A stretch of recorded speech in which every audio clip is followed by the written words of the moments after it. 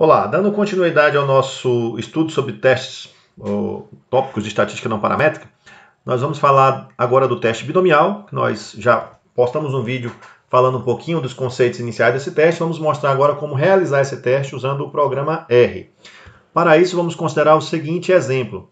Uma pesquisa foi realizada para saber se a proporção de moradores de determinadas cidades brasileiras que são favoráveis à lei anti-aborto no Brasil é igual a 60%. Abaixo tem o tamanho amostral e a porcentagem de pessoas favoráveis em cada cidade. Esses dados são fictícios, tá? Então isso não representa nenhuma pesquisa real, foi apenas um exemplo que nós criamos para colocar aqui para vocês resolverem.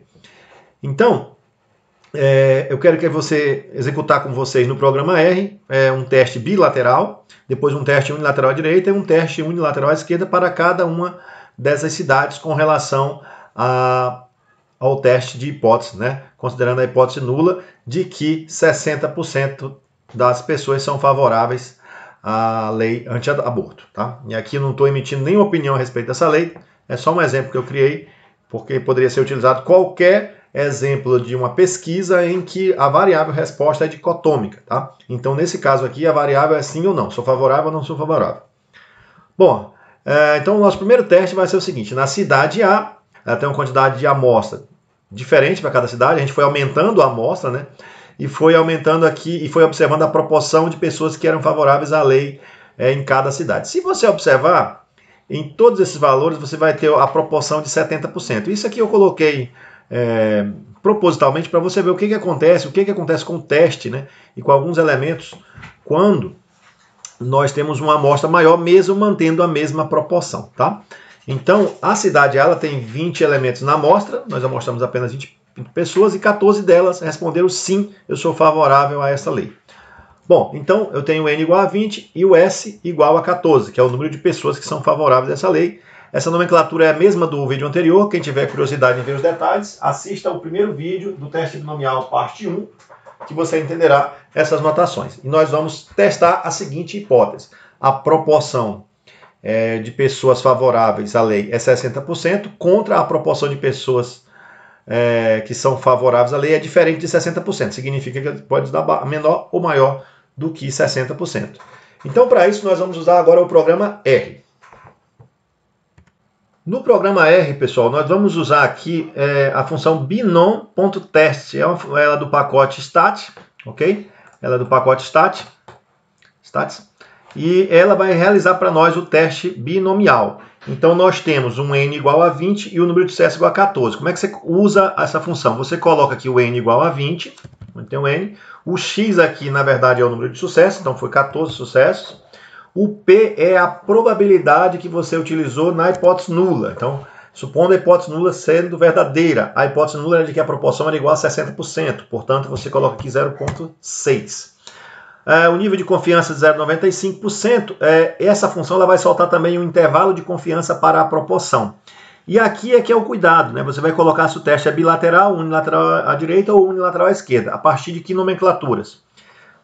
Esse primeiro exercício é para um teste bilateral, então você vai colocar aqui to, minúsculo, tá ok? To.side, ok? Side, né, escrito. Então isso aqui é para um teste bilateral. Se você colocar esse comando, nós vamos executar aqui um teste bilateral. Você roda, então, isso aqui, e você vai obter aqui o seguinte resultado. Ora, teste binomial exato. O 14 de 20, né? O número de sucesso foi 14, ele vai aqui, ó, o número de ensaios foi 20, o p-valor foi 0,49, então significa que não há motivo para você rejeitar a hipótese nula. Deu um p-valor bem maior do que 5%, considerando que o nível de significância para esse teste é 5%, ok? A hipótese alternativa, ele coloca aqui, é que a verdadeira probabilidade de sucesso não é igual a 60%, e você não teve motivos para rejeitar. Embora você tivesse observado na amostra uma probabilidade, uma proporção de sucesso de 70%, como o seu tamanho amostral é pequeno, o teste foi conservador em rejeitar a hipótese nula. Lembrando que quando o teste rejeita a hipótese nula, ele confia a você os 5% de significância que nós estaríamos usando aqui. Além disso, essa função ela solta o intervalo de confiança para a proporção, que se vocês observarem aqui, ele está muito amplo, ó, de 0,45 até 0,88. Então, quer dizer, você não está rejeitando o H0, por outro lado, você está dizendo que essa proporção verdadeira pode ir de 45,72% até 88,10%, é quase que algo não muito informativo. Você não rejeita a diferença dos 60%, mas você dá um intervalo muito grande para isso. Na cidade B, nós aumentamos o tamanho da amostra para 100 e a proporção que nós visualizamos de sucesso 70%, continua sendo mesmo 70%, só que agora com uma amostra maior. E nós vamos testar a mesma hipótese, né? Um teste bilateral, ok? Então vamos lá fazer isso no programa R. Agora, pessoal, você vem aqui, o teste é bilateral, então você mantém aqui o two-side do mesmo jeito, só que o tamanho da amostra agora é de 100 pessoas, então a gente aumentou um pouquinho o tamanho da amostra, e o número de sucessos é 70. 70, a probabilidade sob a hipótese nula ainda é de 60%, e você vem aqui e roda o teste. Bom, nesse caso, olha o que aconteceu. Ó. A probabilidade estimada é de 70%, não mudou, porque a gente criou o exemplo para isso. Só que o p-valor agora passou a rejeitar a hipótese nula. Então, por que você viu a mesma proporção na amostra, mas agora o p-valor rejeitou a hipótese nula? Porque você tem uma amostra maior e aí você deu mais confiabilidade, você deu mais informação para o teste. E aí o teste passou a verificar que esse 70% já estava estatisticamente bem diferente dos 60%, porque a sua amostra já é bem maior, tá certo?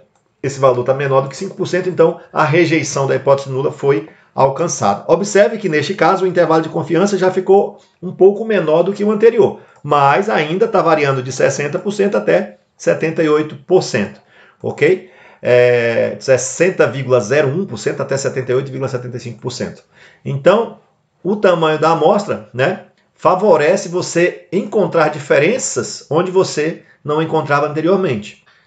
Na cidade C, nós temos agora uma amostra de tamanho 1000 e o número de pessoas que responderam sim foi 700. Ou seja, eu mantive, só para vocês verificarem essa relação do tamanho amostral, eu mantive a mesma proporção de sucesso em cada caso. Né? E nós queremos testar a mesma hipótese, teste bilateral, se a proporção verdadeira é igual a 60% ou se é diferente de 60%. Então agora você substitui aqui o tamanho amostral por 1000 e o número de sucessos que você observou foi 700. O teste ainda é bilateral, mantivemos o mesmo nível de confiança e roda aqui o teste. E o que acontece? Ó, o p-valor agora deu muito pequenininho. Ó. Deu muito porque isso aqui é 10 elevado a menos 11. Então isso aqui significa que isso é 0,00000 com 11 casas decimais até chegar no 6. Então, com a mesma proporção amostral observada, agora você deu mais segurança ainda para o teste. O teste, com certeza, o teste está dizendo, olha, eu tenho muita confiabilidade em dizer para você que a proporção verdadeira não é 60%, porque eu vi na amostra que o resultado deu 70% e a minha amostra é grande. Então, eu estou te dando essa informação com mais confiabilidade. E olha o intervalo de confiança para a proporção estimada, bem menor. Bom, e na cidade D, o N igual a 3.000 e o S igual a 2.100, vamos testar a mesma hipótese e ver o que é essa amostra maior, né? O que ela me dá de informação. Bom, então agora o nosso N é igual a 3.000, ó, 3.000. O número de sucesso que nós vimos é 2.100, então a gente aumentou consideravelmente a amostra. Vamos rodar aqui o teste bilateral. P-valor bem pequenininho, a rejeição com certeza, né? Com certeza não podemos dizer, né? A rejeição bem ampla da hipótese nula aqui, né? O teste está nos dando, porque o teste ele tem uma confiabilidade razoável. Você deu muita informação para ele quando você deu uma amostra grande. E o intervalo de confiança já bem pequenininho também para a proporção, para a verdadeira proporção, né? Então quer dizer, quanto mais eu amostro, mais informação eu dou para o teste me devolve a informação também com uns resultados com mais informação, né? Porque um intervalo de confiança muito grande, ele praticamente não me dá quase que nenhuma informação. Agora vamos fazer o mesmo teste e supondo que é um teste unilateral à direita. Então, a hipótese alternativa agora é que a proporção é maior do que 60%. E vamos ver o que o teste binomial vai nos dizer lá no programa R. Bom, então vamos começar com a cidade A. Nós tínhamos 20 elementos na amostra e 14 responderam sim. Só que agora o teste não é mais bilateral, é unilateral à direita. Então, a sintaxe que você vai usar aqui, ó, é essa. Você vai colocar aqui, né? Que é um teste unilateral à direita. Então, você tem que colocar essa sintaxe. É isso que vai mudar, ok, pessoal? Roda, e aqui você não rejeitou H0, deu um p-valor de 0,25, você não rejeitou H0, de que a proporção verdadeira é 60%, provavelmente porque você está com uma amostra muito pequena, então o teste ele é mais conservador em rejeitar a hipótese nula, porque quando ele rejeita a hipótese nula, ele garante 5% de probabilidade lá do nível de significância. E quando ele não rejeita, você não tem a probabilidade do erro tipo 2 bem definida, tá certo? E você agora brinca com isso aqui fazendo para as outras cidades. Ó, na cidade B, nós temos que é 70, responderam sim, num total de 100, né? Roda aqui, com a mesma sintaxe para o teste unilateral à direita, e você obtém agora um p-valor pequeno, já passou a rejeitar a hipótese nula, ou seja, o teste já está dizendo com 5% de probabilidade de estar cometendo um erro, que a hipótese nula deve ser rejeitada, ou seja, que a verdadeira proporção é maior do que 60%. E agora, na cidade C, você tem um N de 1000, mais informação ainda, e uma amostra de 700. Você roda aqui e você obtém agora que a verdadeira, um p-valor muito pequeno, você rejeitou a hipótese nula de modo bem considerável, né? E passou a diminuir o intervalo de confiança. Só que esse intervalo de confiança para o teste bilateral, ele não era razoável você trabalhar com esse intervalo, pessoal. Por quê? Porque ele prende aqui no final, como é unilateral à direita, ele não deixa nada para a esquerda. Então ele está prendendo sempre no 1. Então, recomendação, quer fazer o intervalo de confiança? Define. Pode fazer o teste unilateral à direita? Pode, mas na hora de fazer o intervalo, roda com o mesmo tamanho amostral, mas roda o bilateral, só para sair o intervalo de confiança. Tá ok? Então você poderia vir aqui two-side, roda o intervalo de confiança, e aí o intervalo de confiança para esse tamanho seria esse, tá certo? E para rejeitar ou não a hipótese, você trabalharia com a sintaxe anterior, normalmente. Porque se você rodar um intervalo de confiança nessa sintaxe, você está meio que pendendo só para o lado direito, então ele não vai buscar um intervalo de confiança, ele tem um viés para a direita aqui. Ok? E vamos continuar aqui. Então, se eu tivesse... Vamos olhar só para o p-valor, então, por enquanto. Para intervalo de confiança, você buscaria outras informações. Se eu tivesse, então, aqui um tamanho de amostra de 3.000, né? E aqui 2.100, como a gente fez nos exemplos anteriores, para a cidade D.